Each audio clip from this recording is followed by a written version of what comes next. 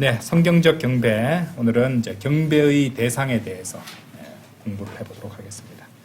자, 그리스도인은 우리는 경배라는 단어를 굉장히 많이 사용합니다. 그죠? 그런데 과연 우리는 누구를 경배하는가? 경배를 누구에게 드려야 하는가? 우리 그리스도인의 경배의 대상은 누구신가? 우리를 한번 성경적으로 찾아보도록 하겠습니다. 뭐니 해도 경배의 대상은 아버지 하나님이십니다. 아버지 하나님. 당연히 우리의 경배의 대상은, 우리의 경배를 받으시는 분은 하나님이시죠. 좀 더 자세히 말씀드려서 아버지 하나님이십니다. 말씀으로 우리가 그것을 확인해 보겠습니다. 요한복음 4장 23절 한번 보시죠.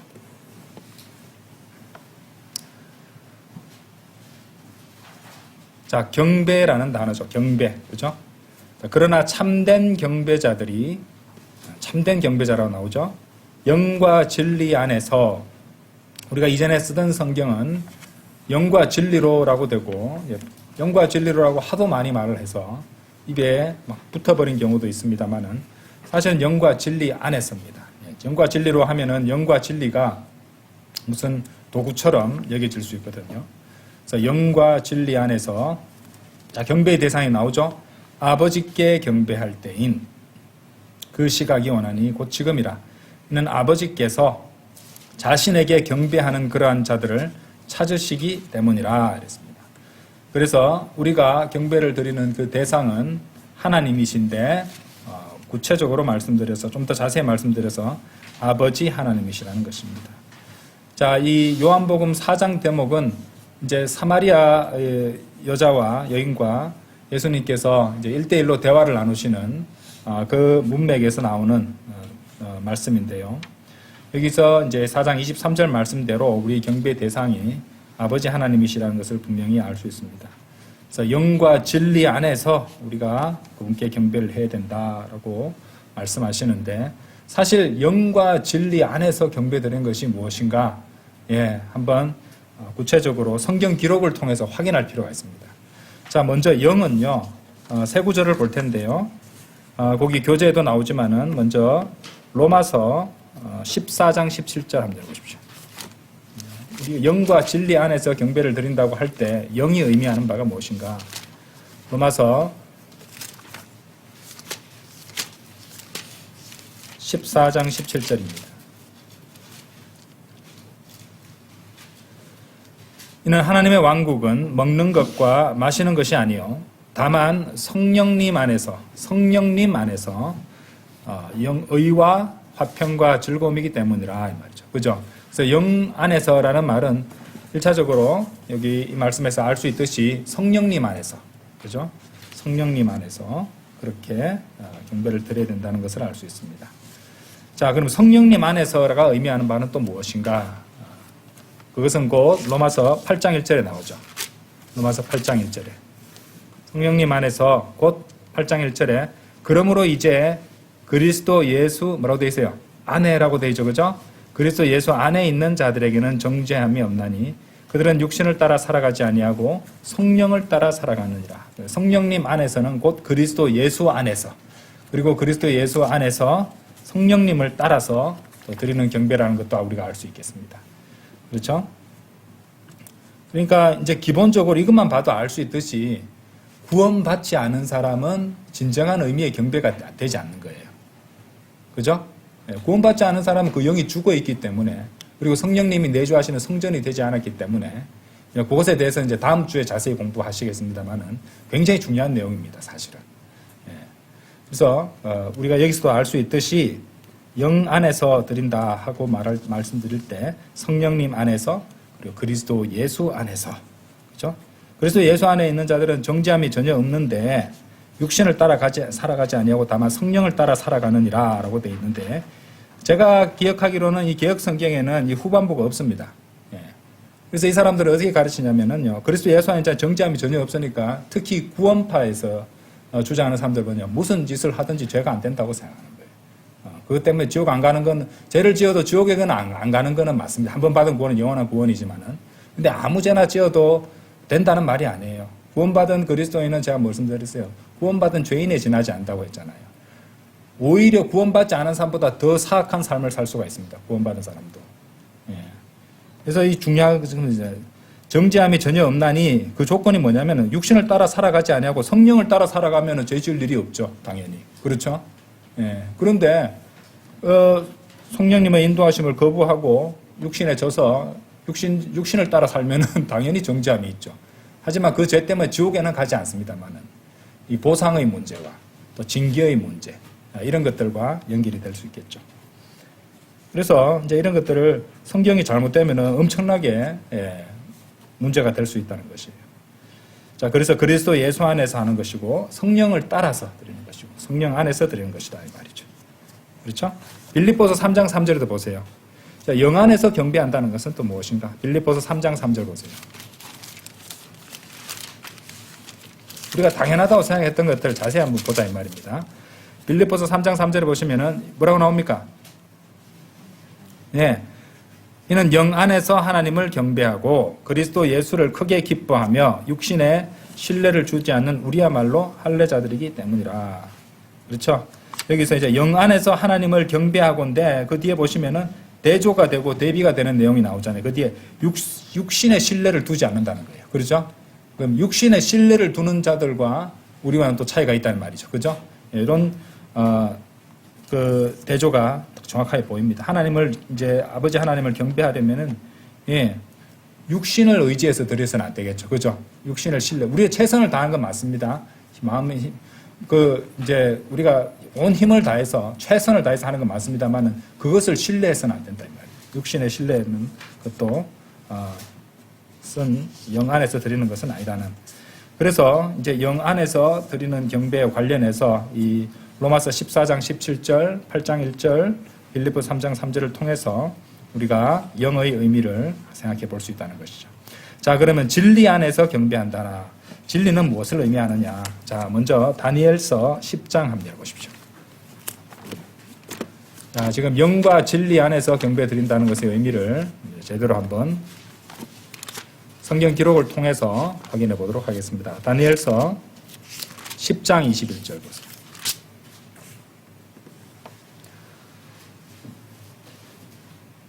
그러나 내가 진리의 성경 기록 안에, 우리가 진리 안에서라고 말할 때 진리는 뭐니 해도 뭡니까? 성경 기록입니다. 하나님 말씀이죠. 그죠? 그래서 여기 그대로 나옵니다. 진리의 성경 기록 안에 적힌 것을 너에게 보여주겠노라 라고 말씀하죠. 그죠?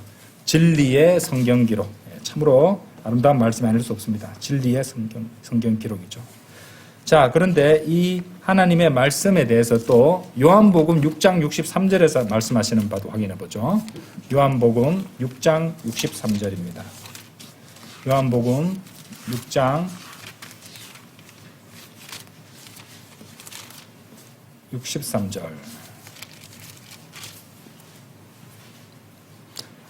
되살아나게 하는 것은 영이라 육신은 아무것도 유익하게 하지 아니하느니라. 아까 제가 육신에 신뢰를 두지 않는다는 그 말씀하고도 좀 연결이 됩니다. 그렇죠? 되살아나게 하는 것은 영이라 육신은 아무것도 유익하게 하지 아니하느니라. 그 다음 잘 보세요. 내가 너희에게 전한 말들 그것들은 영이요 그것들은 생명이라. 그러니까 주님의 말씀은 영이고 또 생명이라고 말씀하시죠. 그죠? 생명의 말씀이라고 하잖아요. 그리고 성경 기록을 갖다 가리켜서 바울은 영적인 것들이라고 말합니다. 그렇죠? 영적인 것, 생명의 말씀, 그 다음 뭐예요? 진리의 성경 기록. 예. 그렇죠? 예. 그렇기 때문에 성경 기록이 의도적으로 변개된 성경이 또 아니죠. 성서들을 사용하는 것은 참된 의미에서의 경배, 진리 안에서 경배하는 것이 성립하지 않겠죠. 그죠? 그렇죠?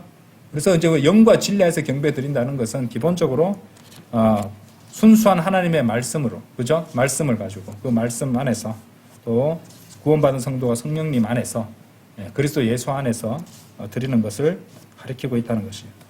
영과 진리는 그러니까 도구가 아니에요. 그렇죠? 본질이고 핵심입니다.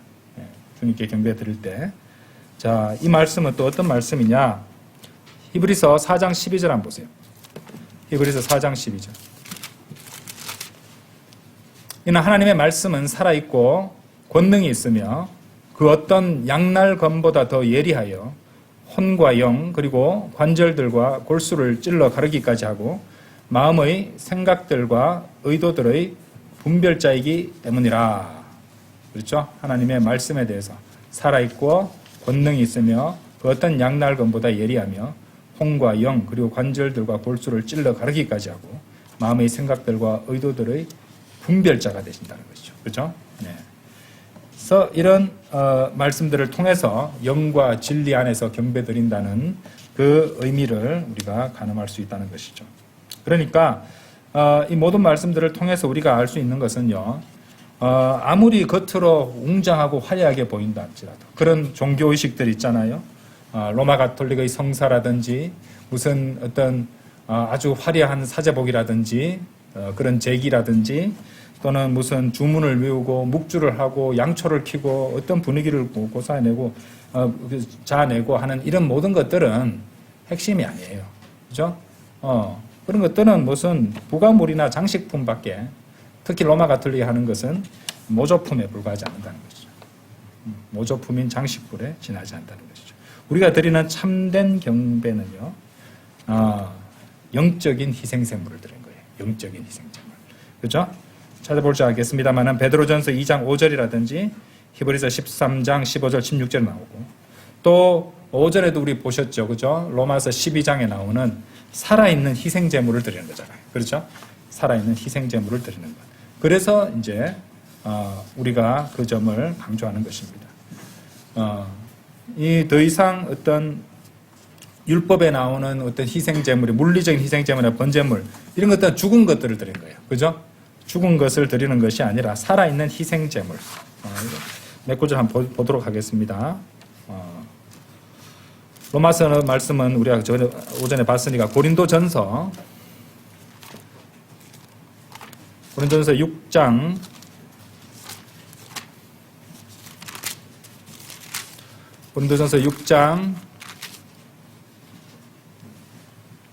19절 20절이에요.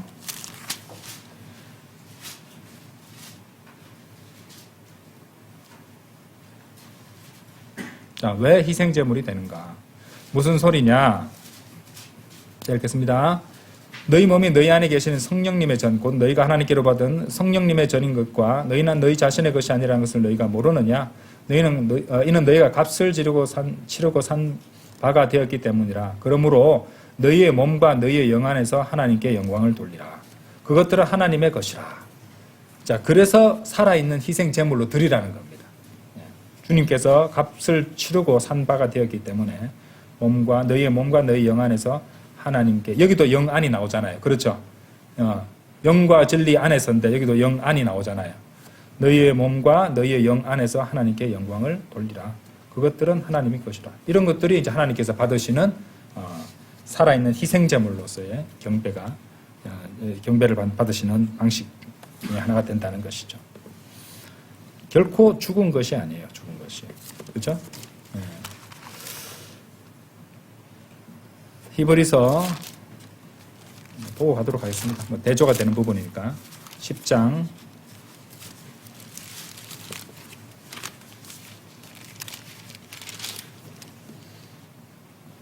8절에서 12절인데 위에서 그분께서 말씀하시기를 희생제물과 제물과 번제물들과 죄로 인한 제물은 당신께서 바라지 아니하시고 그것들을 기뻐하지도 아니하시나이다. 그것은 율법에 의하여 드려지나이다 하였을 때 하고 말씀하시죠. 그죠? 이런 제물들이 아니란 말이죠. 그리고 제사장 11절입니다. 제사장마다 매일 써서 섬기며 동일한 희생제물들을 자주 바치지만 그것들은 결코 죄들을 제거할 수 없느니라.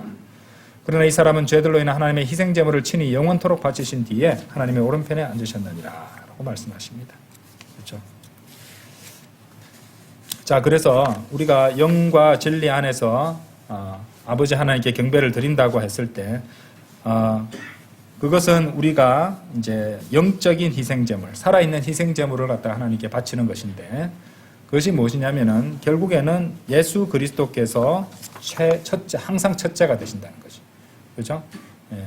둘째도 예수 그리스도가 되셔야 됩니다. 셋째도 예수 그리스도가 되셔야 돼요. 이제 넷째부터 이제 다른 뭐 것이 하나 들어갈 우선순위에 들어갈 수 있을지 몰라도 첫째, 둘째, 셋째. 왜 셋째까지 하냐면 제가 삼위일체라서 말씀드리는 겁니다. 그렇죠? 그것까지도 다 우리 예수 그리스도께서 전적으로 우선이 되셔야 된다는 것을 우리가 의미한다는 것입니다. 자, 그렇게 우리는 아버지 하나님을 영과 진리 안에서 경배를 드린다는 것이고요. 자, 두 번째로 우리의 경배 대상은요, 예수 그리스도십니다. 아버지 하나님도 우리의 경배 대상이시고 아들 하나님도 우리의 경배 대상이 되세요. 아버지 하나님께만 경배드리는 것이 아니라 두 분은 한 분이시지만 성경 기록상으로 봤을 때 성경 기록은 또 아들 하나님이신 예수 그리스도께도 경배를 드린다는 것을 증거하십니다. 자, 요한복음 9장 한번 열어보시죠.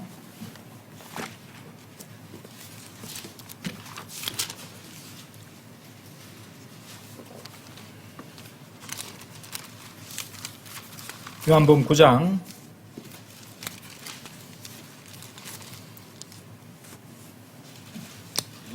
37절 38절 말씀입니다. 그러자 예수님께서 그에게 말씀하시기를 네가 그를 보았으니 너와 대화하고 있는 이가 그니라 하셨느니라. 그러자 그가 말씀드리기를 주여 제가 믿나이다 하였더라. 그리하여 그가 그분께 뭐라고 되어 있어요? 경배하였더랍니다. 절하였더라 아니고요. 경배하였다고 말씀하십니다. worshiped him. worship이라는 단어를 썼어요. 영어로. 절이 아니죠. 그죠? 경배를 했다 이 말이에요. 경배. 그래서 성령님께서 기록하신 성경 기록이 주여 제가 믿나이다. 그리하여 그가 그분께 경배하였더라. 아들 하나님이신 예수 그리스도께도 경배한다는 것을 보여주고 있습니다. 사실 성령 하나님께서는요. 경배를 위해서 하나님을 경배를 통해서 예수님을 높여 드리는 것에 대해서 그렇게 말씀하시지. 사실은 아버지 하나님을 우리가 경배하고 아들 하나님을 경배하지만 성령 하나님을 경배하라는 말은 없어요. 성경에는. 그렇죠? 그 점을 우리가 생각해 봐야 됩니다.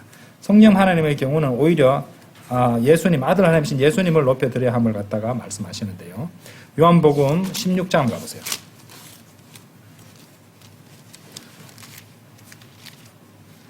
요한복음 16장 13절 보세요.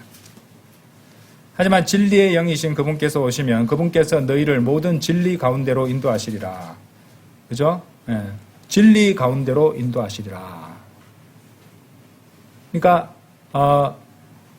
He will guide you into all truth라고 되어 있습니다. 그렇죠? 모든 진리 속으로, 진리 안으로, into, 그죠? 진리 안으로, 영과 진리 안에서, 그죠? 이 말씀도 좀 연결이 되죠? 그래서 성령님께서 그렇게 인도해 주십니다. 그래서 성령님 안에서 그렇게 들어야 되는 것이고, 또 진리 안에서, 진리 안으로 또 인도해 주신다는 말이에요. 그래서 단순히 표준 킹제임스 성경을 쓴다고 해서 그 성경을 가지고 킹제임스 성경을 쓴다고 해서 그 성경을 가지고 경배 드린다고 해서 그게 진짜 경배가 되느냐? 아니죠. 구원 받아야죠. 그래서 성령님 안에서 성령님의 인도로 그렇게 해야죠. 구원 안 받는 사람이 킹제임스 성경 들고 경배에 참여했다고 그 경배가 되는가? 성경적인 경배는 아니란 말이에요. 아시겠죠? 그죠? 왜냐하면은 여기 진리의 영이신 그분께서 오시면 그분께서 너희를 모든 진리 가운데로 인도하시리라. 이는 그분께서 자신에 관하여 잘 보세요. 자신에 관하여 말씀하지 아니하실 것이기 때문이요. 다만 무엇이든지 그분께서 들으실 것을 친히 말씀하시리라. 그리고 그분께서는 다가올 것들을 너희에게 보이시리라. 14절 보세요. 그분께서 뭐라고 돼요? 자신을 영화롭게 하신다고 했어요. 나가 누굽니까? 아들 하나님이신 예수 그리스도십니다. 그죠? 나를 영화롭게 하시리라. 이는 그분께서 내 것으로부터 받으실 것이요 그것을 너희에게 보이실 것이기 때문이라 이렇게 말씀하신다는 것이죠. 그래서 성령 하나님께서는 자신이 아니라 예수님을 영화롭게 하신다는 것이죠. 그렇죠? 예. 자, 그런데 이제 성령 하나님, 성령님을 갖다가 말씀할 때 제가 드리지 않을 수 없는 그런 말씀이 있는데 바로 은사주의자들에 대한 것이에요. 이 은사주의자들은 항상 무엇을 강조합니까? 성령만을 강조하고 항상 성령만을 얘기해요. 성령님도 잘 안 합니다. 성령 그럽니다. 무슨 도구를 말하듯이. 예. 그죠? 은사주의자들은 정말로 이제 막 지겹게도 성령의 불, 성령하고 막 얘기를 한단 말이죠.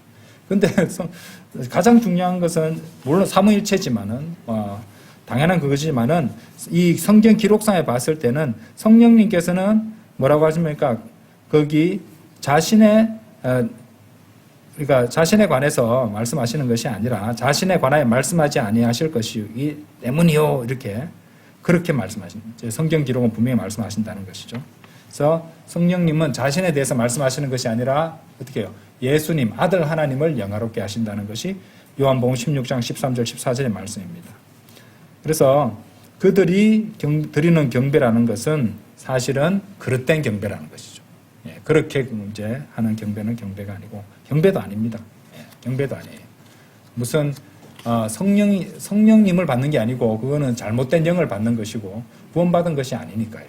예, 오히려 그런 무슨 체험이라든지 신비라든지 어떤 육신적인 느낌이라든지 감정이라든지 고조되는 감정이라든지 이런 것들을 가지고 하는 것이기 때문에 그것은 경배라고 할 수가 없습니다. 그런 것은 경배라고 할 수 없어요. 성령님께서는 우리가 보셨듯이 경배를 통해서 이제 경배를 위해서 예수님을 높여드리고 또 그분을 영화롭게 하신다고 성경 기록 요한복음 16장 13절 14절은 분명히 말씀하시기 때문에 그렇습니다. 자, 세 번째로 당연한 얘기고 너무도 당연한 얘기지만 우상을 경배해서는 안 돼요. 당연한 얘기죠. 예, 우리는 하나님을 경배하는 사람들이지 우상을 경배해서는 안 됩니다. 당연한 얘기입니다. 예, 그런데 우상 숭배를 하게 될 수도 있으니 제가 이 말씀을 드리는 것이에요. 자, 출애굽기 20장 한번 가보세요. 출애굽기 20장 3절에서 6절까지 제가 읽어보겠습니다. 출애굽기 20장 3절에서 6절입니다. 너는 내 앞에 다른 신들을 두지 말지니라. 그렇죠? 너는 너에게 어떤 새겨진 형상도 만들지 말지니 또한 위로 하늘에 있는 것이나 아래로 땅에 있는 것이나 땅 아래 물속에 있는 어떤 것과 같은 모습을 아무것도 만들지 말지니라. 설령 하나님상, 예수상이라도 해도 만들면 안 돼요.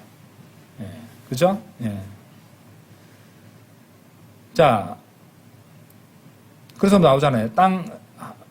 위로 하늘에 있는 것이나 아래로 땅에 있는 것이나 땅 아래 물속에 있는 어떤 같은 모습을 아무것도 만들지 말지니라. 분명히 말씀하셨잖아요. 그죠? 하늘에 있는 것도 만들면 안 된단 말이잖아요. 너는 그것들에게 자신의 몸을 숙여 절하지 말고 그것들을 섬기지도 말지니라. 이는 나 주 너의 하나님은 질투하는 한 하나님이요 아버지들의 죄악을 벌하여 자식들 위에 영향을 끼치게 하고 나를 증오하는 자들의 3대와 4대까지 이르게 하며 나를 사랑하고 나의 명령들을 지키는 자들의 수천 대까지 자비를 보여주기 때문이라 이렇게 말씀하십니다. 절대로 우상을 경배하고 우상을 섬겨서는 안 됩니다. 그 말은 우리가 편협하고 타협할 줄 모르는 남들을 이해할 줄 모르는 그런 광신도라서 그런 것이 아니라 하나님께서 성경 기록을 통해서 그렇게 명령하셨기 때문에 그런 겁니다. 왜 이렇게 편협해? 왜 이렇게 포용력이 없어? 하나님께서 그렇게 명령하셨으니까 우리는 그렇게 하는 것이에요. 그렇죠? 그렇기 때문에 이제 분명히 말씀드리지만은 불교도, 힌두교도, 이슬람교도, 로마 가톨릭은 성경적 경배가 아닌 잘못된 경배를 하고 있는 것임을 분명히 알아야 됩니다. 그들은 물론 자신들의 경배가 옳다고 믿고 주장할 것이고 자신들이 하나님을 섬기고 있다고 생각할 것이에요. 하지만 그렇지 않습니다. 그런 경배는 잘못된 경배고 그릇된 경배고 그들의 하나님은 성경 기록 속에 나오는 참된 하나님이 아니시라는 것이죠. 가짜 하나님을 섬기고 있다는 말입니다. 특히 로마 가톨릭은요 여러 가지 이 성상들을 만들어 놓고 있습니다. 그죠? 뭐 성당에 흔하게 있는 그 동상 이렇게 보면 우상들이 있죠. 마리아상이라든지 예수상, 예수상이라고 뭐 이렇게 만들어 놓은 것도 있습니다. 아주 미남자로 잘생겼어요. 성경 속에 나오는 예수님은 정말로 볼품없는 거의 추남에 가까운 그런 보잘것없는 모습이었는데도 불구하고 아주 매력적인 미남으로 잘 만들어 놨습니다. 예수님이 아니죠. 고맙게도 추나무로 병상을 만들었으면 예수님 그래도 좀 많이 반영했네라고 생각할 건데 전혀 비현실적으로 아주 미남자로 만들어 놔가지고 우리는 절대로 그것이 예수님이 아니라는 걸 알고는 있습니다. 예. 그렇죠? 이사야서 53장 보면요, 정말로 보잘것없고 볼품없는 분이라는 걸 우리가 알 수 있거든요. 그래서 어쨌든 우리가 바이블 빌리버들이 로마 가톨릭의 그러한 행태에 대해서 비판을 하게 되면은요, 그들은 이제 하는 말이 우리는 우상을 숭배하는 것이 아니다. 하나님께는 흠숭을 드리고 성모 마리아와 성인께는 공경을 드린다. 라고 아주 이렇게 차분하게 말해요. 하나님은 흠숭하고 성모 마리아와 성인들은 공경을 드린다라고 말하는데, 그러면서 그들은 뭘 만드냐면 성모상도 만들고요, 요셉 성인상도 만듭니다. 요셉, 그리고 미카엘 천사상도 만들어 놓고 있어요. 하늘에 있는 거 만들었죠, 천사상. 그죠? 예. 그러니까 온갖 성인상, 성모상, 예수님상, 예수상 이런 것들을 만들어서 그것들에 경배는 하지 않고 공경과 신심을 위해, 그리고 기도하는 데 집중하기 위한 상징물로서 그것들에 다만 몸을 굽혀 공경을 표합니다. 제가 다 찾아봤어요. 그들의 설명을. 이렇게 말하거든요. 그런데 그 사람들은 성경을 안 읽어요. 그 사람 잘못된 거 제가 말씀드릴게요. 출애굽기 20장 5절 보세요. 뭐라고 되어 있어요? 너는 그것들에게, 경배란 말도 없어요, 여기는. 그것들에게 몸을 숙여 절하지 말고라고 나오죠, 그죠? 몸을 숙여 공경을 표하지도 말라는 말이에요. 무상을 만들어 놓고. 몸을 숙여 이제 절하지 말고 몸을 숙여 공경을 하지 말라 이 말이야. 그죠? 예. 그러니까 나는 이거는 흠숭이 아니에요. 이거는 경배가 아니라 하나님께만 흠숭을 드리고 우리는 공경을 표하는 거야 라고 아무리 얘기해도 출애굽기 20장 5절 말씀에 딱 걸리게 돼 있어요. 그러니까 변명의 여지가 없습니다. 우상숭배예요. 그건 우상숭배입니다. 예. 그걸 가지고 온갖 무슨, 그러니까 복잡하게 체계를 복잡하게 만들고 말이 길어지잖아요. 그죠? 진리는 단순한데 말입니다. 예. 너무 안타깝죠? 제가 그분들을 갖다가 경멸 하려고 하는 것이 아니라 대다수 가톨릭 신자들도 속고 있는 거예요. 실제로 그것들을 갖다 집전하는 사제들도 그렇게 배웠으니까 딱 그렇게 맞춰가지고 거기에 생각이 고정되어 있는 겁니다. 안타깝죠? 예. 그렇게 할 때마다 죄를 짓는 거예요. 아주 가정한 죄를 짓는 거예요. 우상숭배를 하고 있는 거란 말입니다. 그럼 우상숭배로 가르쳐 줘야죠. 예. 존중합니다. 뭘 존중해요? 존중 안 합니다. 너무 가슴 아픈 일이죠. 공경이든 신심이든 무엇이든지 우상에게 몸을 숙여 절하지 말라고 명령하신 분이 누구예요? 제가 그랬습니까? 하나님이 그렇게 말씀하셨잖아요. 예. 그럼 하나님께 따지시겠다는 말씀이에요. 예. 자, 하나님 말씀 앞에 이 말씀들로 결국에는 다 심판받는 겁니다. 사실은. 예? 그리스도의 심판석이고 거대한 백보자 심판이고 간에 하나님의 말씀에 맞춰가지고 심판을 하신단 말이에요. 얼마든지 이제 이 말씀에서 빠져나갈 수 있다고 생각할지 몰라도, 흠숭, 공경 같은 복잡한 말들을 만들어서 빠져나갈 수 있다고 착각할지 몰라도 빠져나갈 수 없습니다. 그러니까 회개하시면 돼요. 그래서 바로 잡히셔야 됩니다. 구원 받으셔야 됩니다. 자, 그리고 네 번째로요, 좀 더 은밀하고 교묘한 우상숭배가 있어요. 그래서 탐심입니다. 탐심은 우상숭배라고 성경은 말씀하십니다. 여러분은 이제 우리는 알지만 많은 사람들이 알지 못한 진리가 있는데, 쾌락과 교육과 사업과 일과 소유와 돈, 권력, 또는 이 세상에 있는 것들, 이런 것들에 대한 탐욕스러운 애착 역시 우상숭배가 됩니다. 모르셨다고요? 그럼 오늘부터 알면 돼요. 예? 정말이지 이것들은 우상들입니다. 골로새서 3장 5절 한번 보십시오.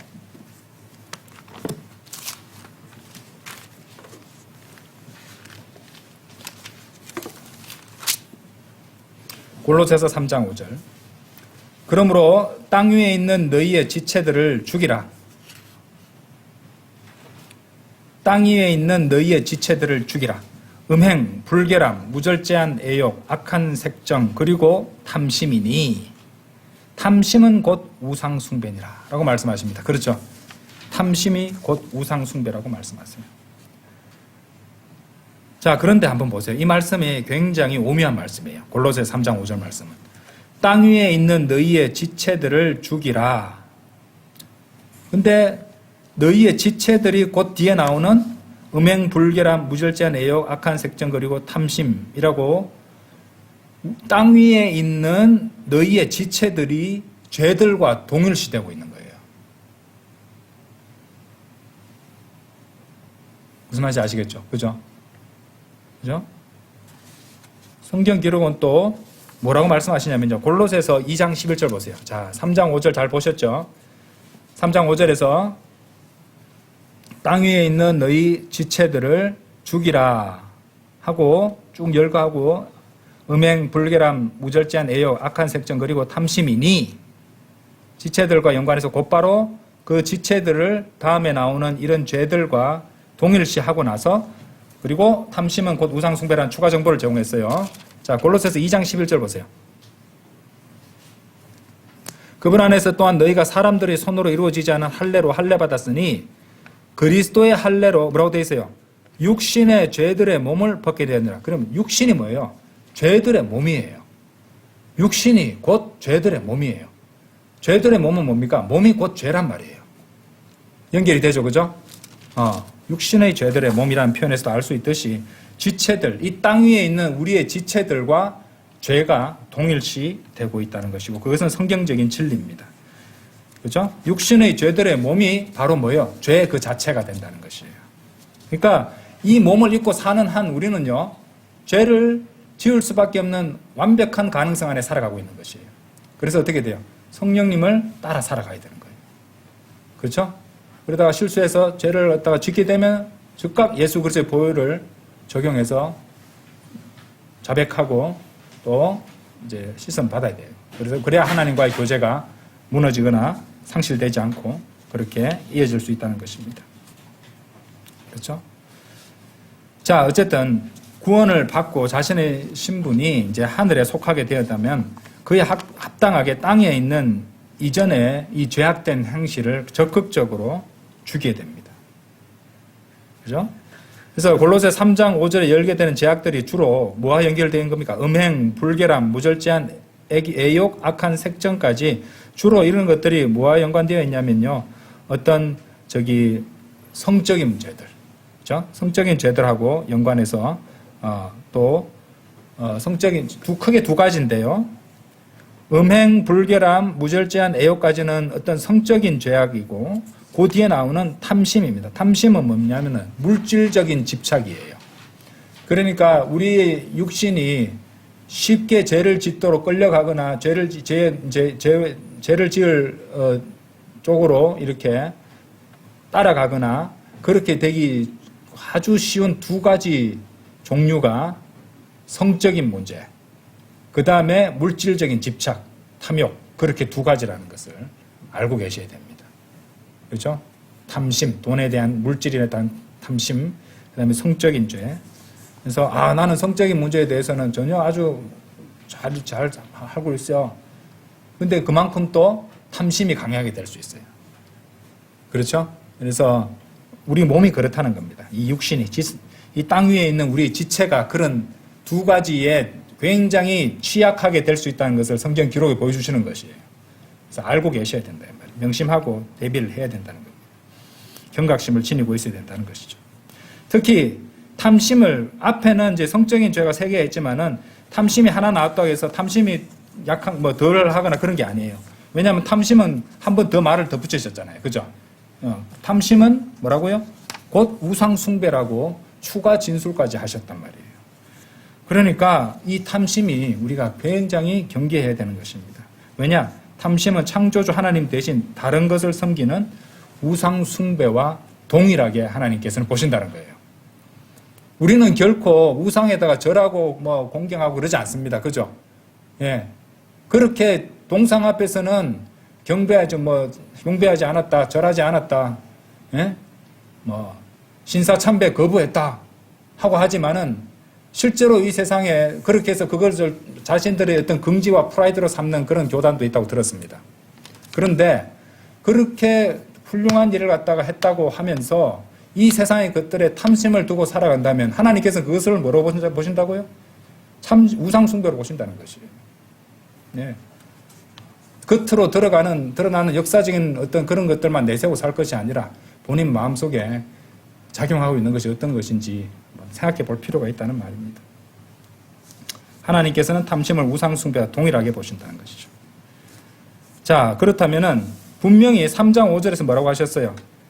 땅 위에 있는 너희의 지체들을 죽이라 하셨잖아요. 그죠? 이게 쉽습니까, 여러분들? 끊어내야 됩니까? 눈을 뽑아내야 됩니까? 네. 어떻게 죽이라는 말입니까? 구약적 상황에서는 눈을 뽑아내라고 그렇게 말씀하셨잖아요. 그죠? 예. 그런데, 자, 이것을 지금 우리가 사는 이 교회 시대에서는 실제로 그렇게 할 수는 없습니다. 예. 그렇게 해서도 안 되고요. 우리는 우리의 인간의 어떤 결심과 이런 것들로 이것을 죽이는 것이 아니에요. 어디에 의지해야 돼요? 성령님께 의지해야 돼요. 성령님께. 그렇죠? 성령을 아까 우리가 로마서 8장 13절 한번 열어보세요.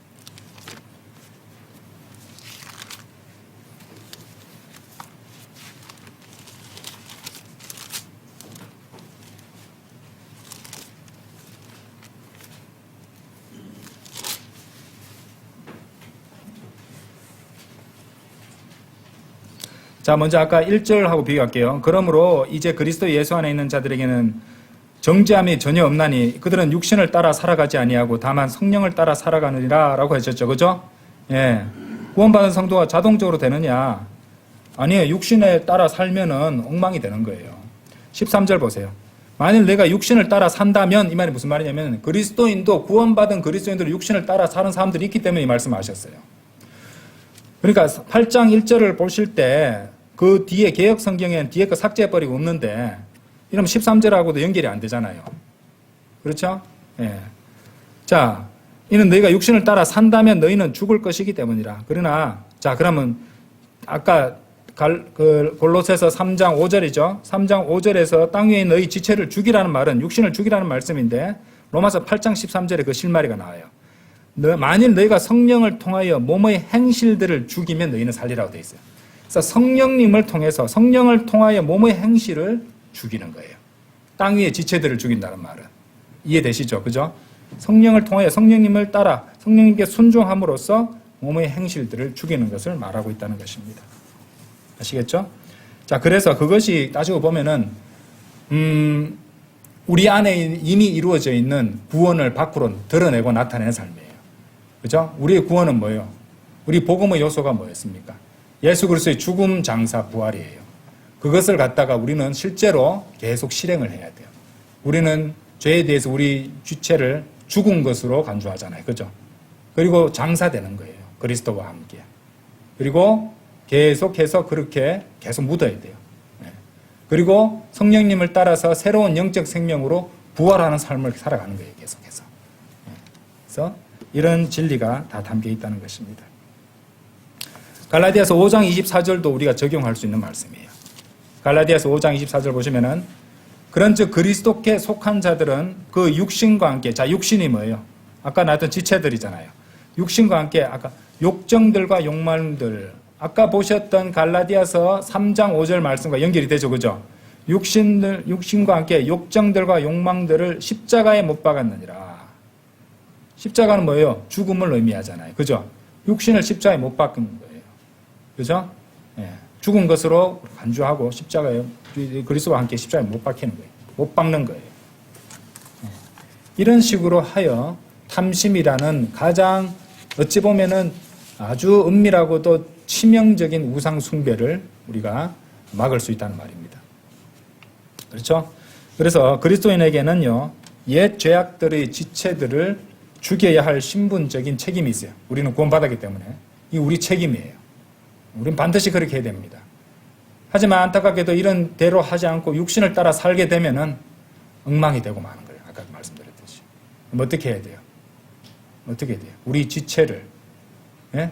우리 육신의 행실들을 성령님을 통하여 죽이라고 그랬죠. 성령 충만을 이루고 성령에게 순종함으로써.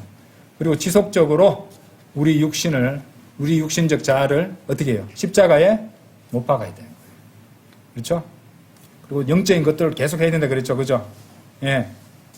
사탄이 마귀가 어떻게 해요? 인생의 어려운 것들을 만들어 와요. 인생의 여러 가지 문제들을 계속 줍니다. 그래서 감정적으로 굉장히 힘들게 만들어요. 경험해 보셨죠? 그리고 정신없게 만들고 바쁘게 만들고 감정적으로 굉장히 힘들게 만들어요. 자, 그 다음에 어떻게 하냐면 그것의 해결책으로서 뭘 제시해요? 육신적인 것, 물질적인 것으로 통해서 풀으라고 계속 속삭입니다. 한두 번은 통해요. 근데 그것으로는 해결이 안 돼요. 계속해서 소비하게 만들 거예요. 그때는 어떻게 해야 돼요? 십자가에 못 박아야 돼요. 그런 육신을. 그리고 영적인 것들로 장사하게 돼요. 장사가 뭐냐면 잠기는 거예요. 침내잖아요. 그죠? 묻어버리는 거예요. 영적인 것들 안으로 그것들을 다 집어넣어 버려야 돼요. 하나님의 말씀, 찬양, 성경적 설교 이런 걸 통해서 다 그렇게 묻어버리는 거예요. 그럼 어떻게 돼요? 영적인 생명이, 새로운 생명이 부활하는 거예요. 계속해서 우리는 그렇게 살아가야 된다 이 말이죠. 이런 것을 지속적으로 주님 오실 때까지 해야 돼요. 왜 그럴까요? 우리 육신적 자아가 아직 안 죽었어요. 우리 몸이 아직 구속받지 않았기 때문에 계속 이제 버둥거리고 있단 말이에요. 십자가에 못 박혀서도 계속 좀비처럼 버둥거린다 이 말입니다. 그렇죠? 하나님 보시기엔 다 죽어 있지만 우리 보기에는 시퍼렇게 살아있잖아요. 그죠? 예. 그래서 구속받기 전까지는 우리는 이것을 해야 된다는 것입니다. 그래서 탐심이라는 우상 숭배는요, 굉장히 강력합니다. 예. 우리가 주님 오실 때까지 우리를 방해하고 이렇게 공격할 그런 우상 숭배입니다. 나는 바이블 빌리버고 나는 구원받았으니까 나는 우상 숭배 같은 건 안 해. 말씀 조심하세요. 탐심이 우상 숭배라고 하나님께서 말씀하시거든요.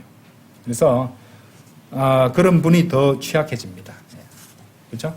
적이 어떤지를 알아야죠. 적이 어떤 전략을 해서 공격해 올 것인지도 알아야 되고 자신의 상태가 어떤지도 정확하게 파악을 해야 된다는 것입니다. 자, 다섯 번째로 어떤 인간도 그에게 경배해서는 안 돼요.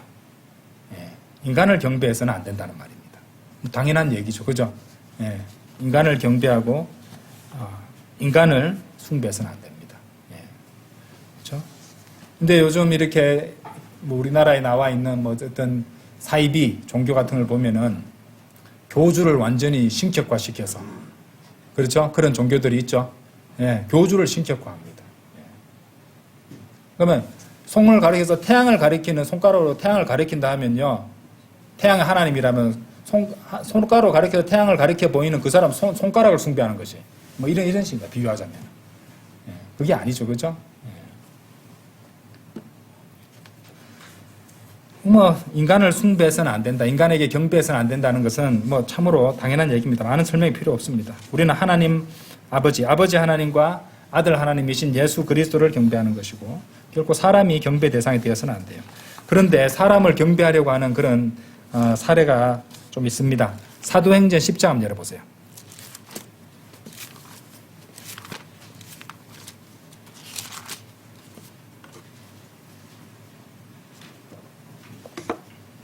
사도행전 10장 25절 보세요. 그리하여 베드로가 안으로 들어가는 동안 고넬료가 그를 맞이하였고 그의 두 발 앞에 엎드려 그에게 경배하였더라. 여기 경배란 말 나오죠. 그죠? 예, 예수님께서 경배 받으실 때는 예수님께서는 그 경배를 받으셨어요. 왜냐하면 그분은 아들 하나님이시기 때문에 합당한 경배의 대상이 맞습니다. 그걸 갖다가 막지 않으셨어요. 근데 베드로의 경우는 어떻게 했냐? 26절 보세요. 그러나 베드로가 그를 잡아 일으키며 말하기를 일어나라, 나 자신도 사람이라 하였더라. 나오죠?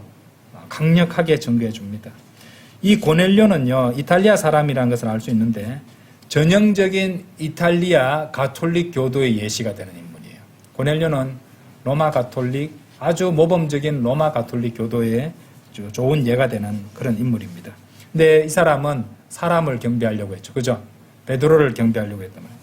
로마 가톨릭에서 베드로를 뭐라고 부르는지 아십니까? 초대 교황으로 부릅니다.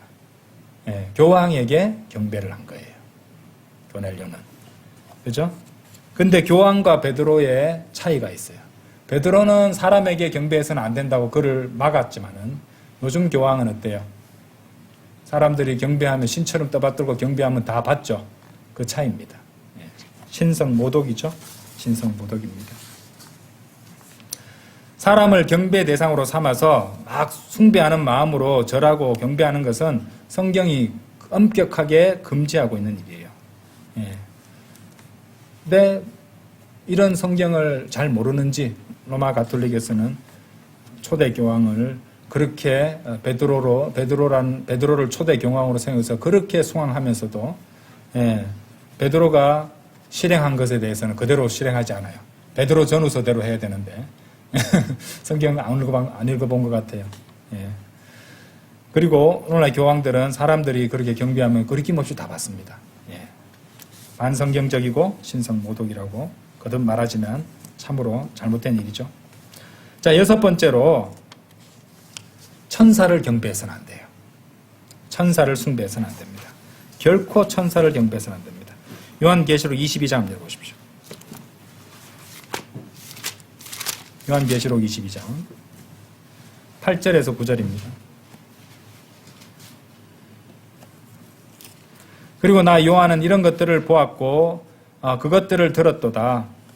그런즉 내가 듣고 본 후에 나는 나에게 이런 것들을 보여준 천사의 두 발 앞에 경배하기 위하여 엎드렸더라. 아까 이제 베드로라는 사람에게 고넬료가 경배하려고 엎드렸는데 여기서는 보시면 요한이 천사의 두 발 앞에 경배하기 위하여 엎드렸더라. 경배의 행위가 이제 절이라든지 엎드리는 행위로 나타난다고 우리가 볼 수 있죠. 천사의 두 발 앞에 경배하기 위하여 엎드렸더라. 그때 그가 나에게 말하기를, 분명히 앞에 천사라고 했잖아요. 너는 그리하지 않도록 주의하라. 이는 내가 너의 동료 종이요 예언자들이 너의 형제들에게 속하며 이 책이 말씀하신 것들을 지키는 자들에게 속하기 때문이니 뭐라고 되어 있어요? 하나님께 경배하라라고 했습니다. 그렇죠? 그래서 여기 동료 종이고 예언자들은 너희 형제들에게 속하며라고 말한 이 구절을 통해서 이 요한계시록과 다니엘서와의 밀접한 관계를 고려할 때 이 천사는 다니엘일 것이다 이렇게 설명하기도 합니다. 예. 어쨌든 이 존재가 어쨌든 가브리엘이든 천사장 미카엘이든 또 뭐 천사든 또는 다니엘이든 어쨌든 천사라고 했으니까 천사라고 불리는 이 사람이 자기에게 경배하지 말고 하나님께 경배하라고 분명히 말씀하셨습니다. 그렇죠? 그러니까 절대로 천사를 그 누구라도 경배해서는 안 된다는 것입니다. 특히 우리는 고린도 후서 11장 14절 한번 열어보세요. 그래서 이제 은사주의자들 가운데는 천사를 만났다고 막 이렇게 간증이랍시고 하는 그런 사람들도 있는데 고린도후서 11장 14절 보세요. 고린도후서 11장 14절. 그런즉 놀라워할 일이 아니니 뭐라고 되어 있어요? 사탄 자신도 빛의 천사죠, 천사. 빛의 천사도 천사는 천사잖아요. 빛의 천사는 뭐라고 되어 있어요? 가장되어 있기 때문이다. 그래서 미안하지만 그렇게 천사를 만난 사람들은 아마 사탄이나 마귀가 천사로 가장한 그런 존재를 정말로 만났다는 말입니다. 만났을 가능성이 높습니다. 성경 구절을 보면 그렇다는 것이죠. 그리고 흥미롭게도 골로새서에도 천사 숭배에 대한 말씀이 나와요. 골로새서 2장 한번 열어보세요. 2장 18절 19절. 어떤 사람도 자기적인 겸손과 천사들을 숭배함으로 너희를 기만하여 너희의 보상을 빼앗지 못하게 하라. 그는 보지도 못한 그런 것들을 강조하면서 자신의 육신적인 생각으로 헛되이 우쭐해지느니라. 여러분들 이 말씀 많이 읽어보셨죠? 그죠? 이 말씀 100% 이해되던가요? 잘 이해가 안 될 수 있습니다. 설명을 들어야 돼요. 이 말씀. 이런 말씀은. 이게 좀 설명이 필요한 말씀이에요. 어떤 사람도 자기적인 겸손과 천사들을 숭배함으로 너희를 기만하여 너희의 보상을 빼앗지 못하게 하라. 그는 보지도 못한 그런 것들을 강요하면서 자신의 육신적인 생각으로 헛되이 우쭐해지느니라 이 말씀하시죠. 먼저 이 골로새서 2장을 이렇게 다 읽어보시면은 제가 이것에 대해서 이전에도 성경 공부 시간에 말씀드렸는데 성도 오적이 나와요. 성도들이 경계하는 5가지 도적들, 약탈자들이 있어요. 성도들이 예수 그리스도와 이렇게 일치하고 또 이렇게 딱 이렇게 밀착해서 살아가는 것을 방해하고 약탈하는 5가지 도적들이 있어요. 거기 골로새서 2장에 보시면 뭐가 나오냐면은 이 첫 번째 철학입니다. 철학. 그죠? 철학은 뭐 아시겠죠? 두 번째가 헛된 속임수예요. 헛된 속임수 뭔지 아십니까? 쉽게 말해서 예, 거짓 교리예요. 거짓 교리. 그 다음에 세 번째가 뭐냐면요, 이 세상 사람들의 세상의 전통, 문화 같은 것들이에요. 그리고 네 번째가 세상의 초보 원리들이에요. 사람들이 전통이나 문화나 초보 원리 같은 것들은 우리가 사는 이 세상 속을 어차피 어쩔 수 없이 살아가지만 은연중에 우리들이 압력을 가하는, 그리고 영향을 끼치는 그런 도적들이에요. 아시겠죠? 네. 그리고 이제 헛된 속임수는 이단 교리들이고요. 예. 그리고 철학, 학문 이런 것들이었죠. 그 다음에 다섯 번째가 뭐냐면 지금 나오는 이런 내용들이에요. 골로새서 지금 2장 18절하고 이제 18절에 나오는 이런 내용인데 16절부터 15절부터 쭉 이제 나오는 이런 내용인데, 이런 것들이 쉽게 말해서 이제 거짓 영성들이에요. 거짓 영성. 어떤 영적인 것인데 잘못된 영적인 것들이란 말이에요. 그릇된 영적인 것들에 의한 영향력인데, 여기서 나올 때 여기에 천사들을 숭배하는 것이 지금 언급되고 있다는 것입니다. 그래서 2장 18절을 우리가 그냥 처음에 읽었을 때 이해가 안 되는, 잘 이해 못 하신 이유가 2장 18절에서 이제 얘기하고 있는 것은 소위 말하는 영지주의라는 것이에요. 영지주의라는 것이 이제 좀 어렵게 느껴질 수 있지만은 쉽게 말해서 하나님께서는 아주 너무도 높으신 분이고 고귀하시고 거룩하신 분이시기 때문에 우리 인간이 닿을 수 없는 아주 먼 곳에 계신다. 우주의 최고 높은 곳에 계시기 때문에 우리로 굉장히 떨어져 있다. 그렇기 때문에 하나님과 우리를 연결 지을 수 있는 매개가 되는 그런 존재, 그런 초자연적인 존재에 의해서만 하나님께 나아갈 수 있다. 이런 걸 얘기하는 거예요. 그러니까 이제 뭘 숭배하게 됐어요? 그 메신저인 사자인 천사를 갖다가 숭배하도록 이끄는, 그렇게 가르친 자들이 있었다는 것이고, 지금도 마찬가지입니다. 다른 형태로 그렇게 가르치는 자들이 있단 말이에요. 그래서 이런 영지주의를 말하는 것이죠. 그래서 사실 말하고 보면 로마 가톨릭도 그런 면이 있어요. 왜냐하면 성자를 통해 성자에게 부탁하면 성자가 대신 구해준다는 거잖아요. 마리아에게 대신 구해주면 마리아가 대신 구해준다는 말이죠. 하나님께. 연결이 되죠. 그 영지주의적인 성격도 있는 거예요. 거기에. 예. 그래서 그런 식으로 아주 하나님이 아주 멀리 계시니까 천사적인 존재라든지 영적인 존재들이 이제 이 인간으로 하여금 신성의 더 높은 단계로 가기 위해서 도움을 주는 중개자로 이렇게 가르친다는 것입니다. 근데 왜 지금 18절에서 뒤에 보세요. 그는 보지도 못한 그런 것들을 강조하면서 자신의 육신적인 생각으로 헛되이 우쭐해지느니라. 그리고 자기적인 겸손 이런 얘기를 했죠. 이게 뭐냐면요, 육신의 좋은 모양을 내려고 하는 금욕적인 아주 종교적이고 경건한 그런 모습을 보여주는 이런 태도들, 이런 것들과 연관이 되어 있어요. 그러니까 여기서 말하는 게 뭔지 아십니까? 금식. 우리인데 금식은 또 중요한, 기도할 때 우리 육신을 약하게 함으로써 더욱더 성령님께 미쳐갈 수 있는 좋은 방법으로 예수님이 소개해 주셨는데, 요거를 갖다가 어떻게 해요?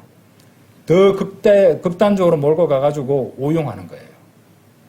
그러니까 이것을 갖다가 왜곡시켜버리는 것이에요. 모든 좋은 것들을 왜곡시키는 것이라고 말씀드렸죠. 그죠? 예. 마귀가 그렇게 하는 거예요. 그래서 수도승처럼 살거나 금욕주의. 그죠? 그리고 육신의 정욕을 갖다가 죽이기 위해서 막 극단적인 행위들. 완전히 머리 깎고 산으로 올라간다든지, 세상과 담싼다든지, 금욕주의를 막 실행한다든지, 단식은, 금식도 아니죠. 제가 말씀 잘못 들었어요. 성경적으로 하는 금식이지만 이 사람들이 주장하는 건 단식이에요. 단식원 이런 거 들어보셨죠? 예, 거짓된 영들의 들어오기 아주 좋은 상태로 만들어버려요. 예, 조심하셔야 돼요. 거기 가서 돌아온 사람들도 많단 말입니다. 자, 그래서 이런 행위가 사람들이 세상 사람, 구원받지 않은 세상 사람들 보기에는요, 괜찮아 보입니다. 아주 막 절제도 하는 것처럼 보이고, 인내심도 높아 보이고, 사람이 또 이렇게 굉장히 깨끗해 보이는 이런 것들이 있지만은, 그렇게 육신적인 것을, 육신을 억눌렀다고 해서, 예? 잘 들으세요. 육신을 억눌렀다고 해서 이것이 아까 우리는 앞에서 땅 위의 지체를 죽이라고 했잖아요. 그러면 그 말씀을 가지고 사람들 속이는 거예요. 땅 위의 육신을 죽여야 된다. 그렇게 단식하고 금욕적인 삶을 살아야 된다. 내려 누르지만은 이것은 뭐가 잘못됐어요? 성령을 통하여 한 것이 아니잖아요. 성령님의 인도로서 그렇게 한 것이 아니잖아요. 뭐예요? 잘못된 영에 이끌려 그렇게 한다는 거예요. 그럼 어떤 결과가 되겠어요? 얼마나 되겠습니까? 자, 누가복음 11장 열어보세요. 이제 성경들이 다 연결이 되죠. 누가복음 11장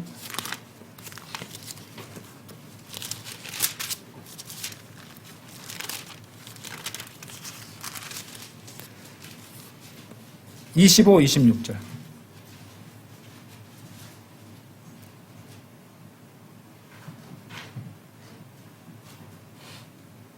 그래 그가 갔을 때 그곳이 청소되고 장식되어 있는 것을 그가 발견하는도다. 자, 지금 앞에 24절을 보시면 내가 빠져나온 나의 집으로 되돌아가리라. 인간의 몸을 말하는 겁니다. 근데 몸이 어떻게 됐어요? 인간의 몸이 청소되고 장식되어 있다. 육신의 좋은 모양을 보이고 자기적인 겸손, 금욕주의, 단식 이런 것들을 함으로써 깨끗하게 청소되고 장식되고 막 이렇게 식사를 막 끊고 간헐적 단식하고 이러면 어떻게 돼요? 피가 맑아지고 몸이 깨끗해진 느낌을 받습니다. 뭐 이러잖아요. 그죠? 예? 그렇게 깨끗하게 청소되고 장식되어 있는데 그 다음 결과 어떻게 돼요? 그때 그가 가서 자기보다 더 사악한 다른 7영을 그에게 데려오니 그들이 들어가고 거기서 뭐라고 돼요? 거하느니라. 그런즉 그 사람의 나중 상태가 처음 상태보다 더 악화되느니라. 영적으로 봤을 때. 겉으로는 막 아주 깨끗해 보이고 그래 보이지만은 오히려 사악한 상태가 되어버린다는 것입니다. 그렇죠? 이러한 행위는 악합니다. 그죠? 성령님과 연관해요. 주님과 연결된 것이 아니고 성령님과 연결된 것이 아니라면은요, 모든 것들이 악한 것이에요. 결국에는 악한 것이에요. 왜냐면은, 자, 다시 골로새서 2장. 이 골로새서 말씀들이 굉장히 중요합니다. 이렇게 보시면은. 2장 19절 보세요. 이런 것들이 왜 문제가 되냐면은 19절이 그 이유를 설명해줘요. 그러면서 그는 뭐라고 되어 있어요? 머리를 붙들지 않으니. 머리가 뭐예요? 주 예수 그리스도십니다. 온몸이 머리로부터 말들과 힘줄들에 의해 영양분을 공급받으며 서로 결속되어 하나님께 자라게 하심으로 자라나요. 머리를 붙들고 있어야 돼요.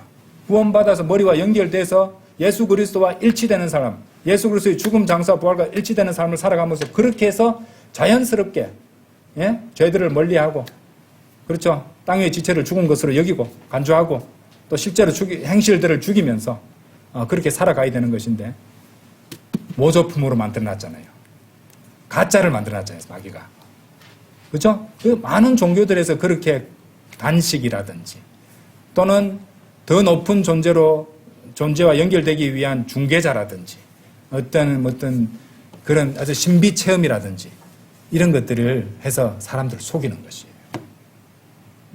이제 다 연결이 되죠. 그죠? 예. 그래서 이제 특히 이제 금욕주의는요, 어디서 많이 발견되냐면은, 아까도 이제 제가 그 성인들을 섬겨서 중개자를 갖다 두고, 뭐 영적 존재를 섬기고 천사 숭배 뭐 이런 것들 말씀드렸는데, 이것도 마찬가지지만은, 이렇게 금욕주의도 역시 로마 가톨릭도 금욕주의 그런 거 많이 합니다. 그리고 불교도 많이 하죠. 그죠? 예. 이런 것들이 다 많이 나타나는 것이고, 고행을 통해서, 이 사람들 어떻게 돼요? 그리스도와 일치하게 하는데, 우리가 영적으로 그렇게, 그렇죠? 구원받고 나서 우리 육신을 십자가에 못 박고, 그리스도와 일치되고, 그리스도와 함께 장사되고, 그리스도와 함께 부활하는 삶을 살려고 하는데, 이 사람들의 주요 특징이 무엇이 합니까? 겉으로 드러내는 거예요. 그러니까, 고행을 통해서 그리스도와 일치하려고 해요. 그래서 필리핀에 이런 데 가면은, 이렇게 무슨 축일 같은 데 보면은 스스로를 십자가에 못을 박고, 그리스도와 일치하기 위해서 스스로 채찍질을 맞고, 스스로 십자가를 지고 가고, 그게 뭐 다 가짜잖아요. 예. 그건 모조품이에요, 모조품. 그걸 뒤에 누가 웃고 있어요? 마귀가 웃고 있다는 것이에요. 그러니까 항상 우리를 속이려고, 그러니까 그 속은 사람들이에요, 사실은. 불쌍한 사람들이에요. 자, 그리고 바이블 빌리버 역시 거짓된 영성에 얼마든지 빠질 수 있습니다. 바이블 빌리버들도요, 마귀에게 속을 수 있어요, 여러분들. 나는 괜찮아 생각하지 마십시오. 예. 어떤 것이냐? 이걸 또 이렇게 정의할 수 있어요. 자신의 육신적 생각으로 헛되이 우쭐해지느니라. 이거 우리가 빠질 수 있어요. 그러니까 여러 가지, 규칙들, 율법주의들, 그리스도인이라면 이거 해야지, 그리스도인이면 이거 해야지, 그리스도인이면 이거 해야지. 나는 이거 다 아는데 저 사람 안 하네. 우쭐해지죠? 그렇죠? 예, 뭘 신뢰하는 거예요? 육신을 신뢰하고 있는 거잖아요. 그렇죠? 우리가 어떤 좋은 일이라도 하나도 할 수 있고 주님께서 기뻐하시는 일 한 가지도 할 수 있는 것은 우리가 한 거 아니에요. 우리 안에 계신 하나님께서 역사하신 것이지. 예. 내가 좀 더 열심을 냈다고 다른 사람보다 내가 더 우월하고 더 잘났고 더 훌륭한 사람이라고 생각하는 것도 곤란합니다. 예, 우쭐해진단 말이에요. 그렇죠? 그러면은 누가 칭찬하고 하니까 그런 말 더 들으려고 어디까지 연결되겠어요? 자신의 본질을 성경 기록으로 자신의 본질을 직시해서 나올 수밖에 없는 그런 진정한 의미의 겸손이 아니라 자기적인 겸손이 되어간다는 거예요. 사람들한테 그런 모습을 보이려고 애를 쓴다는 말이에요. 무섭죠? 그러니까 한 끗 차이예요, 전부 다. 정신 안 차리면은 그렇게 될 수 있단 말이에요. 아시겠죠? 그래서 이 천사 숭배와 관련해서는 제가 말씀을 완전 많이 드렸습니다. 많은 것들과 연결이 되어 있는 거예요. 자, 이거 설명드리면서 성도 오적을 말씀드릴 수밖에 없었어요. 제가 이름 붙였는데 성도 오적. 항상 경계해야 된다는 거예요. 뭐라고 했어요, 제가? 철학, 헛된 속임수, 그리고 사람들의 전통과 문화, 세상의 초등 원리, 그리고 거기 거짓 영성, 천사 숭배라든지 영지주의라든지 금욕주의라든지 이런 것들 통틀어서 거짓된 영성이었습니다. 자, 마지막 7번째로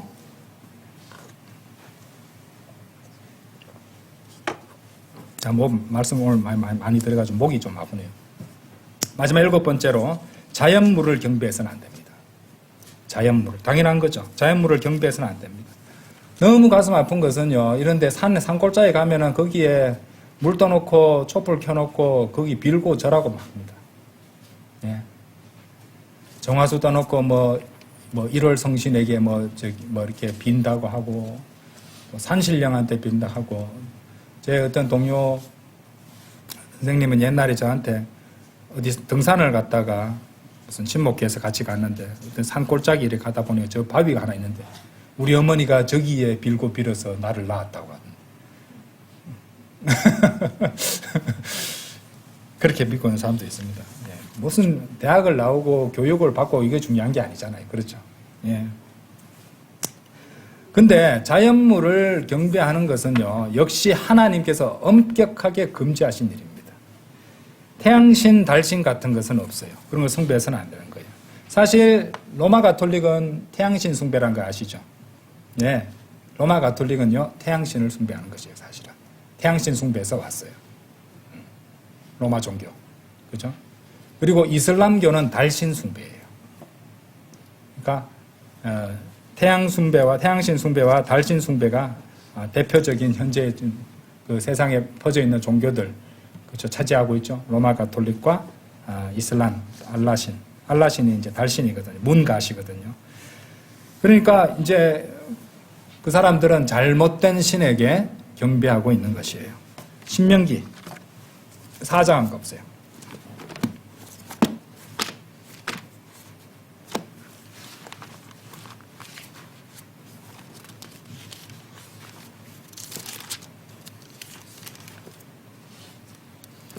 신명기 4장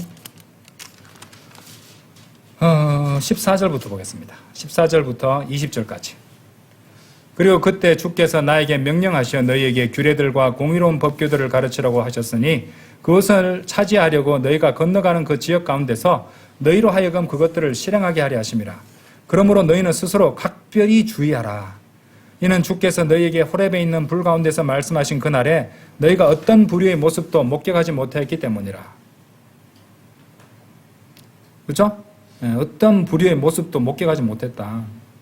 16절, 이는 너희가 스스로 부패하여 너희에게 이러한 것들을 만들어 두지 않게 하려 함이니, 이제 우상 숭배를 하기 쉽단 말입니다. 이 구원받지 않은 타락한 본성의 특징이 우상 숭배를 하기 쉬운 그런 몸이에요. 그렇기 때문에 경계하라 하신 것이에요. 여기 그런 것이 딱 담겨 있잖아요, 지금. 스스로 부패한다고 되어 있잖아요. 그죠? 스스로 부패하여, 그러니까 가만히 놔두면 스스로 부패해서 그렇게 하게 되어 있다는 거예요. 너희에게 이러한 것들을 만들어 두지 않게 하려 함이니, 곧 새겨진 형상도 어떤 모형의 모습도 남성이나 여성과 같은 모습도 지상에 있는 어떤 짐승과 같은 모습도 어떤 날개가 달려있고 공중을 날아다니는 날짐승과 같은 모습도 지면 위를 기어다니는 어떤 것과 같은 모습도 땅 아래 물들 속에 있는 어떤 물고기 같은 모습도 만들지 않게 하려 함이라. 이 물고기 신이 이제 다곤입니다. 다곤. 예. 그죠? 예. 자, 19절. 또 내가 하늘로 너희 두 눈을 들어 올리지 않게 하려 함이니. 잘 보세요. 네가 해와 달과 별들 곧 하늘의 모든 군대를 볼 때 그것들을 경배하고 그것들을 섬기는 데 끌려가지 않게 하려 함이라. 기본적으로 위에 있으니까. 그리고 빛이 나니까. 그렇죠? 이것들을 갖다가 경배하기 쉬워져요. 섬기는데 끌려간다고 해놨잖아요. 그죠? 그것들은 잘 보세요. 그 다음에, 그것들은 주 너희 하나님께서 온 하늘 아래에 있는 모든 민족들에게 나누신 것이라. 이 놀라운 말씀들이 나와 있다, 이 말이죠. 그죠? 그러나 주께서 너희를 취하시어 철영광로에서 곧 이집트에서 너희를 데리고 나오셨으니 이 나라의 너희와 같이 그분께 유산의 백성이 되게 하려 하심이라. 특히 19절 말씀이 굉장히 아주 오묘한 말씀이에요. 하늘에 있는 해, 달, 별이 결국에는 뭐라고 되어 있어요? 너희 하나님께서 온 하늘 아래에 있는 모든 민족들에게 나누신 것들이라고 말씀하십니다. 하나님께서 나누신 사물들이에요. 그죠? 네, 사물들이고 장소들이기 때문에 이것을 이제 섬겨서는 안 된다, 경배해서는 안 된다라고 말씀하시는 것이죠. 쉽게 말해서 하나님께서 은하계와 우주 그리고 태양계를 이방인들에게 할당하셨다는 것을 말씀하시는 것이에요. 좀 더 구체적으로 이제 말씀드리자면은 하나님께서 장차 이방 민족들에게 이 온 우주에 있는 해달 별을 갖다가 우리가 황도 12궁이라고 하잖아요. 그죠? 황도 12궁인데 10이라는 숫자가 있습니다. 그것을 나눠서 거기에 할당하고 거기에 거하게 하심으로써 그리고 거기서 하나님을 경배하게 하려 하심이라는 것을 보여주는 말씀이에요. 천년왕국이 끝나고 우리가 배웠잖아요. 천년왕국이 끝나게 되면은 이제 추가적으로 말씀드리자면은 이렇게 12부류로 나누어진 민족들이 장차 하늘에 있는 그 황도 12궁에 퍼져서 거하게 됩니다. 이제 우리는 구원받은 성도들은 새 예루살렘이죠. 그리고 유대인은 어디예요? 지상의 예루살렘을 중심으로 하게 되죠. 그럼 민족들이 남아있죠. 민족들은 계속해서 영원 시대에서 이제 늘어날 거 아닙니까? 그죠? 그렇게 되면은 그들을 다 수용하는 것이 바로 광대한 우주 공간이 된다는 거예요. 광대한 우주 공간의 중심은 지구죠. 그죠? 예. 근데 광대한 우주 공간의 황도 12궁이 된다는 것을 우리가 알 수 있다는 것입니다. 근데 이것을 갖다가 이 12부류로 나눈 이제 민족들이 거하게 될 12부류에 또 이제 12가지 별자리가 있다는, 그것에 짝이 된 별자리가 있다는 걸 우리가 알 수 있는데, 실제로 자 요한계시록 22장 보시면은 12부류로 나눠진다는 것을 우리가 알 수 있어요. 21장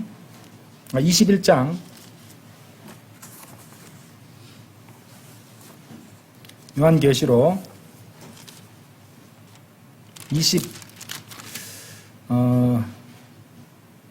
21장 24절 먼저 보겠습니다. 그리고 구원받은 자들의 민족들이 그 빛의 빛 가운데 걸어가리라. 그리고 땅의 왕들은 그들의 영광과 종기를 그곳으로 가져오느니라. 자, 구원받은 자들의 민족들이 나옵니다. 민족들. 그 다음에 22장 2절 보세요.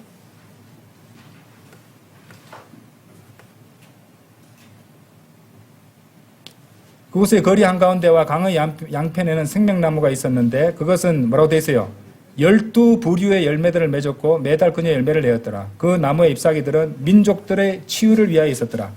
그러니까 민족들의 치유를 위해서 12부류의 열매들을 맺는 생명나무가 잎사귀를 낸다 그랬는데 12부류라는 말을 통해서 그 민족들이 12부류로 나눠진다는 것을 우리가 알 수 있고, 그리고 장차 온 우주 공간에 이 민족들이 12부류로 이스라엘 민족의 12지파에 상응하게 12부류로 나누어진 민족들이 거하게 되는 장소가 바로 해달별이 될 것이라는 것을 우리가 알 수, 우주의 해달별이 될 수 있다는 것. 그러니까 그 12별자리로 황도 12궁으로 나눠지는 별자리들이 있다는 말입니다. 그럼 그러면 이제 설명이 되는 것이에요. 왜 우주가, 사람들 그러잖아요. 우주가, 생각해봐. 지구는 조만한데, 이 자그마한 지구, 먼지 점밖에 안 되는 그런 지구의 크기밖에 안 되고, 온 우주에는 참으로 많은, 예? 뭐라고 합니까? 예. 1000억 개가 넘는, 별들이 이루어진 그것이 또 1000억 개가 넘게 있고, 우리가 머릿속으로는 상상할 수 없을 만큼 그 규모가 엄청나단 말입니다. 그러면은 왜 그렇게 많은 별들이 필요한가? 이제 설명이 되잖아요. 영원 시대의 민족들이 거하게 될 거라. 하나님께서 나누셨다고 가르쳐 주셨잖아요. 그래서 사람들은 성경을 모르니까 하나님을 부인하려고 지구 조만한 그거보다 그 중에서 또 자그마한 이스라엘에서 난 사람을 믿으라고? 지구가 얼마나 큰데? 아니 우주가 얼마나 큰데? 이러면서 말입니다. 근데 성경 기록은 그걸 다 가르쳐 주시는 것이에요. 왜 현재 지구를 제외한 다른 곳에는 사람들이 살 수 없는 조건인지, 그때는 새하늘과 새 땅이 새롭게 만들어지잖아요. 그죠? 그러니까 삶의 환경이 다 바뀌는 것이에요. 그리고 우주도 그렇게 클 수밖에 없다는 것이, 오히려 계속 증가되면 더 커질 수밖에 없겠죠, 우주가. 그죠? 왜 지금 우주 공간에 살 수 없는지. 공기가 없고, 기온이 너무 낮고, 그 다음에 아주 유해한 방사선이 많아서 우주에는 사람이 살 수 없습니다. 우주 공간에는 말입니다. 왜 그런지 다 이유가 되잖아요. 그렇죠? 아직 때가 되지 않았으니까. 아직 영원 시대가 오지 않았으니까. 이런 것들까지 다 우리가 설명이 할 수 있다는 것입니다. 그래서 해, 달, 별 같은 자연물, 창조물을 경배의 대상으로 해서는 안 되죠. 성경을 모르는 것이에요. 이것들은 장차 하나님께서 나중에 쓰시려고 그렇게 이제 기초 작업 정도 해 주시거나 아니면은 우리에게 그것을 가르쳐 주시기 위해서 그렇게 하셨다는 것입니다. 자, 그렇게 해서 오늘 7가지 이 성경적 경배, 특히 그 중에서도 경배의 대상에 대해서 공부를 했습니다. 잘 복습해 보시면은, 우리가 드리는 이 경배가 얼마나 엄청난 경배인지를 잘 아실 수 있겠습니다. 자, 다 같이 기도드리겠습니다.